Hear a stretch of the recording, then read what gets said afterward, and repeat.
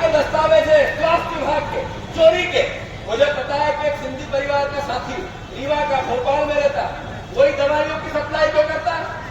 क्यों करता है? वो एक आदमी वही दवाइयों की सप्लाई क्यों करता है? मुझे पता है कि यहाँ पर एक हॉस्पिटल है, उसमें भर्ती हो रहा तो 5 लाख से बगैर तो आदमी आ जाए तो बाहर आकर मर जाएगा। सही है कि गलत? उस हॉस्पिटल का ये हालात ये है कि स्वास्थ्य विभाग में हमारे स्वास्थ्य मंत्री कभी भर्ती नहीं हुए हैं रीवा में। कभी राजेंद्र शुक्ला आज तक भर्ती हुए इलाज करा रहे किसी हॉस्पिटल में हो तो? कोरोना आया तो भोपाल से नहीं आते, तो आखिर क्यों? ये सवाल तो है। मैं अनुरोध करता हूँ, बात बहुत है और हमें राहुल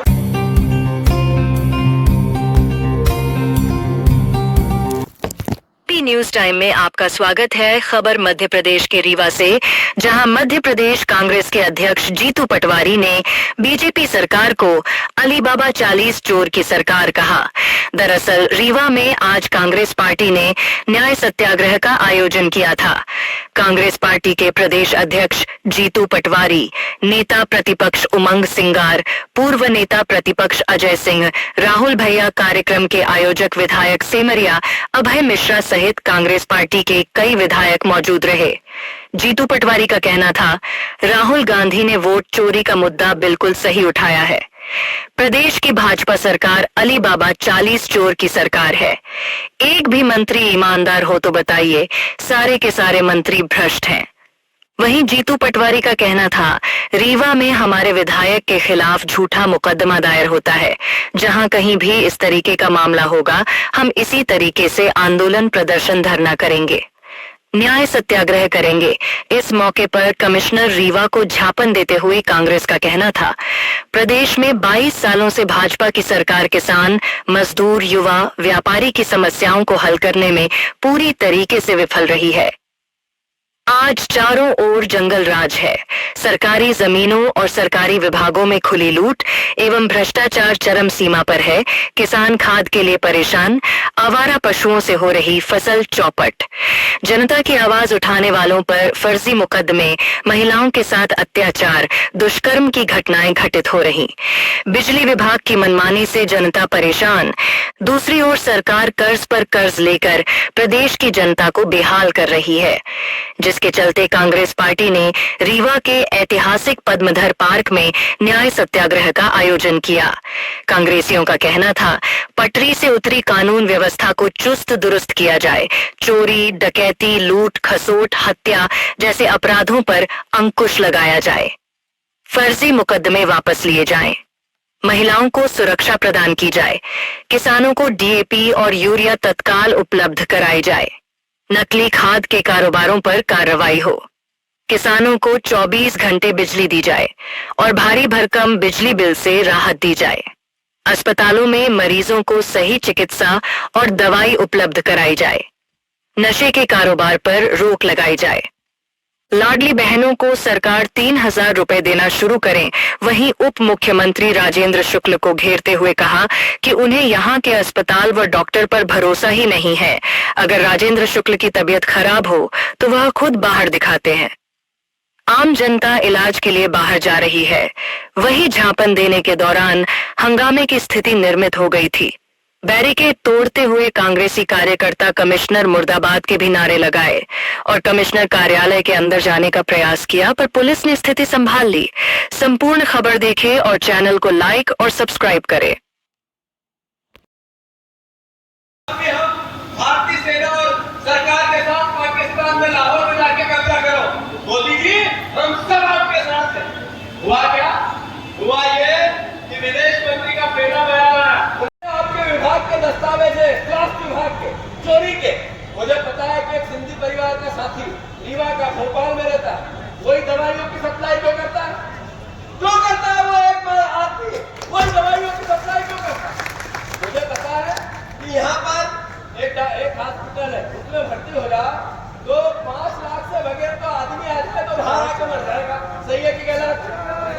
उस हॉस्पिटल का ये हालात ये है कि स्वास्थ्य विभाग में हमारे स्वास्थ्य मंत्री कभी भर्ती नहीं हुए हैं रीवा में।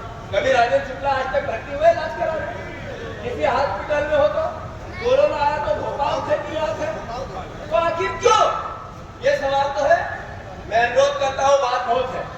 और हमें राहुल गांधी जी का साथ देना है।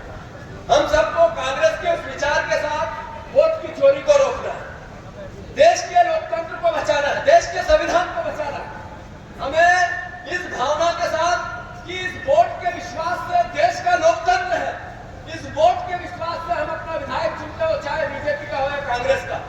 ये बीजेपी का के विरोध में लड़ाई नहीं है, ये राजनीतिक लड़ाई नहीं है, ये लड़ाई है आपके उस भरोसे को कायम रखने की, जिसमें आप इस बात से वोट देते हो कि मैं मेरा जनप्रतिनिधि चुनता, आप इस बात से वोट देते हो कि मैं मेरी सरकार चुनता। आज मोहन यादव की सरकार है, शिवराज जी की सरकार है, तो मैं अनुरोध करता हूं कि हम सबने जो जीता वो सिकंदर, अगर आप लोगों ने प्रदेश में वोट दिया तो वो सरकार में, पर उस वोट को पीछे से मैनिपुलेशन किया, उसमें चोरी की, उसमें एक आदमी को एक वोट का अधिकार है, एक आदमी को 10 वोट का अधिकार दिया, तो ये लोकतंत्र खतरे में नहीं है तो क्या है? राहुल गांधी जी ने कहा है ये लड़ाई कोई मेरी व्यक्तिगत नहीं, ये लड़ाई कांग्रेस के विचार की भी नहीं है, ये देश के संविधान की और लोकतंत्र बचाने की लड़ाई है। इसमें हम सब शपथ लेंगे कि राहुल गांधी जी की इस लड़ाई में, वोट चोरी की लड़ाई में हम सब साथ देंगे। जरा हाथ ऊंचा करके बताओ, दोगे कि नहीं दोगे? अपनी जगह खड़े होकर बताओ कि आप इसमें साथ दोगे कि नहीं दोगे? जितने साथी खड़े हो जाओ और बताओ कि राहुल गांधी जी की इस लड़ाई में जिसमें वोट की चोरी होती है, इसकी खिलाफत करोगे कि नहीं करोगे? मैं अनुरोध करता हूँ पूरे प्रदेश में ये आंदोलन चालू हो रहा है। ये कल हम इसकी रूपरेखा बनाएंगे भोपाल, फिर इसकी रूपरेखा परसों ग्वालियर में इसका आंदोलन, फिर भोपाल में 15 अगस्त को इसका आंदोलन, बाकी के जिलों में भी तारीखें तय हो रही है। पर मैं आप सबसे अनुरोध करता हूँ, आखिरी जितने लोग बैठे हैं, ये सब मैंने जो बात कही, मेरे पहले राहुल भैया ने कही, उनसे पहले उमंग भैया ने कही, राजेंद्र सिंह जी ने कही, हमारे सिद्धार्थ ने कही, कमलेश्वर पटेल साहब ने कही, हमारे तमाम नेताओं ने, चाहे वो हमारे मिश्रा जी हो चाहे अध्यक्ष हो, सबने कही अगर हमें सरकार लानी है तो एकजुट होना पड़ेगा, एक साथ होना पड़ेगा, संगठित। आपके विभाग के दस्तावेज है, स्वास्थ्य विभाग के चोरी के, मुझे पता है कि एक सिंधी परिवार का साथी रीवा का भोपाल में रहता है, वही दवाइयों की सप्लाई क्यों करता है? क्यों करता है? वो एक आदमी वही दवाइयों की सप्लाई क्यों करता है? मुझे पता है कि यहाँ पर एक हॉस्पिटल है, उसमें भर्ती हो जा तो 5 लाख से बगैर तो आदमी आ जाए तो बाहर आके मर जाएगा। सही है कि गलत? उस हॉस्पिटल का ये हालात ये है कि स्वास्थ्य विभाग में हमारे स्वास्थ्य मंत्री कभी भर्ती नहीं हुए हैं विभाग में, कभी राजेंद्र शुक्ला आज तक भर्ती हुए इलाज करा रहे किसी हॉस्पिटल में हो, तो कोरोना आया तो भोपाल से नहीं आते। इस विभाग में एक मंत्री के कहने पर हमारे विधायक के साथ जो अन्याय किया, उसके अन्याय के खिलाफ आप सब यहाँ खड़े हुए हैं, बैठे हुए हैं, सुबह से बैठे हुए हैं। विधायक जी, आप एक पल भी विचार भी मत लाना, पूरी कांग्रेस का एक एक कार्यकर्ता पूरे प्रदेश में आपकी भावना के साथ कंधे से कंधा मिलाकर भी खड़ा है, अपनी जान लगाकर खड़ा है। राजेंद्र शुक्ला जी, आप में थोड़ी सी हिम्मत हो, आप में थोड़ी सी मर्यादा हो, आप में थोड़ा सा जो वोट मिला उसके प्रति कोई आदर हो, तो यहाँ से बीमार लोग नागपुर जाते हैं, यहाँ से बीमार लोग वाराणसी जाते हैं, यहाँ संजय गांधी हॉस्पिटल में एक डॉक्टर नहीं, यहाँ के सुपर स्पेशलिटी की हालत खराब है, आप खुद बीमार होते हो तो यहाँ किसी एक डॉक्टर से इलाज नहीं कराते हो और हमारे विधायक पर एफआईआर कराते हो। इसका हम विरोध करते हैं कि नहीं करते? करते हैं कि नहीं करते? आदरणीय साथियों, आदरणीय पत्रकार बंधुओं, ये वोट चोरी और ये राहुल गांधी और ये कांग्रेस का एक एक कार्यकर्ता, ये जमीन पर बैठा हुआ लोकतंत्र का एक एक प्रहरी, हम सब संकल्प लेते हैं इस बात का कि इस देश में जब संविधान का निर्माण हुआ, इस देश में बाबा साहब अम्बेडकर ने शपथ ली इस बात की कि इस देश के एक एक नागरिक को समानता का अधिकार मिले, इसमें अधिकार मिले इस बात का कि राजनीतिक, आर्थिक और सामाजिक रूप से सभी इक्वल बने, एक जैसे हो, हमारे बच्चों को अच्छी शिक्षा मिले, हमारे परिवार वालों को एक जैसा स्वास्थ्य मिले। अगर इसके लिए लोकतंत्र में चुनाव प्रणाली की व्यवस्था होगी, इसमें एक विधायक चुना जाता है, एक सांसद चुना जाता है, एक सरपंच चुना जाता है, पार्षद और महापौर चुना जाता है। ये किस लिए व्यवस्था बनी? ये इसलिए बनी कि आपके वोट की ताकत को, आपकी उस अधिकार को आप उपयोग कर सके हर 5 साल में। भारतीय जनता पार्टी नरेंद्र मोदी 3 बार लोकसभा में प्रधानमंत्री के रूप में बैठे हैं। इस 11 साल में क्या हुआ? 11 साल में हुआ कि नरेंद्र मोदी ने सबसे पहले ईडी का दुरुपयोग किया, फिर सीबीआई का दुरुपयोग किया, फिर जितनी स्वायत्त संस्थाएं उनको पंगु बनाया, फिर चुनाव आयोग को तोता बनाया, फिर मीडिया पर पाबंदी लगा दी, मीडिया पर आर्थिक रूप से शिकंजा कर दिया, फिर मीडिया के सारे अपने दोस्तों को मीडिया के मालिक बना दिया, जिससे लोकतंत्र का चौथा स्तंभ, जिस पर सवाल उठने लगा गोदी मीडिया और मोदी मीडिया। इसके बाद क्या किया नरेंद्र मोदी जी? आपने न्याय व्यवस्था पर भी पहरा लगा दिया। राहुल भैया, आदरणीय उमंग सिंगार जी, आदरणीय कमलेश्वर जी, अभी एक 15 दिन पहले हाई कोर्ट के जजेस की लिस्ट निकली।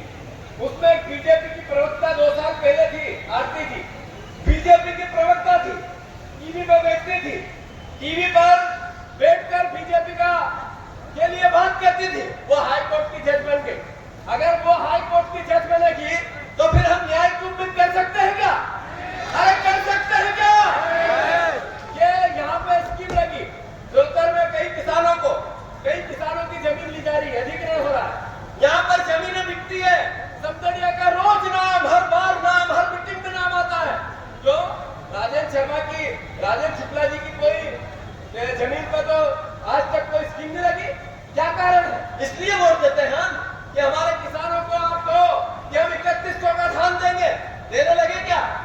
हमारे किसानों को 2700 के गेहूं का कहेंगे, मिलने लगा क्या? अरे आपने हमारे किसानों को कहा 6000 की सोयाबीन होगी, 450 का गैस सिलेंडर होगा। आपने बहनों को कहा 3000 देंगे, और आपने स्मार्ट मीटर में 3000 तो नहीं दिए, आपने दिए 1500 और 250 रुपए दिए राखी पे 250 रुपए। कोई रीवा में 250 रुपए की 1 किलो मिठाई आती है क्या?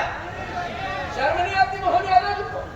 इनको चुल्लू भर पानी में क्यों मरना चाहिए कि एक हमारी बहन के सम्मान को 250 रुपए में तोड़ने की बात करते हैं। इनको शर्म आनी चाहिए कि 250 रुपए देंगे हम राखी पे मिठाई के, और 5000 का पीछे से स्मार्ट मीटर का बिजली का बिल जीजा जी को देंगे। सही है कि गलत? इस तरह का शासन, इसमें हमारी जिम्मेवारी बढ़ जाती है, कांग्रेस की जिम्मेवारी बढ़ जाती है। हम सब परिवार वालों को लोकतंत्र की राहुल गांधी जी क्या लड़ाई लड़ रहे हैं, कितनी मेहनत कर रहे हैं, रात दिन एक जैसा व्यवहार, कितनी भी परिस्थिति कैसी भी हो। प्रियंका गांधी कल नारे लगा रही थी, देखे थे आप लोगों ने? किसने प्रियंका गांधी जी नारे लगा रही थी? वीडियो देखा, हाथ ऊंचा करो।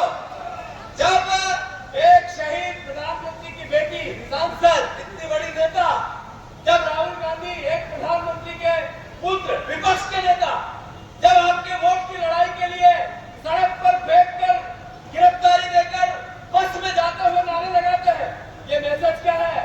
ये मैसेज है कि आप लोग जागो। जितने हमारे जिला अध्यक्ष, ब्लॉक अध्यक्ष, पदाधिकारी, जितने हमारे एक परिवार का वो साथी जो चुनाव लड़ के अपना भविष्य बनाना चाहता है, आप सब कुछ जागो, कार्यकर्ता बनो।